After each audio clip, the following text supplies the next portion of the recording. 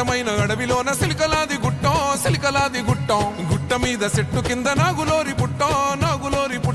పుట్ట మీద పురుల మధ్య నిండు పాసి గుట్టు తల్లి సమ్మక్క సక్కనైన రూపాన నిండు ఏగు సుక్కై వెలుగుతున్నదంట కరువు కాటకాలతోని తల్లడిల్లె ప్రాంతమంతగమ్మని రాకతోటి కొత్త సిగురు తొడిగనంట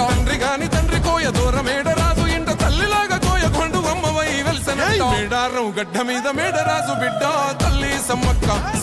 కడుపు పంట సాహసాన మేటి తల్లి సారక్క మేడారం గడ్డ మీద మేడరాజు బిడ్డ తల్లి సమ్మక్క కడుపు పంట సాహసాన మేటి తల్లి సారక్క.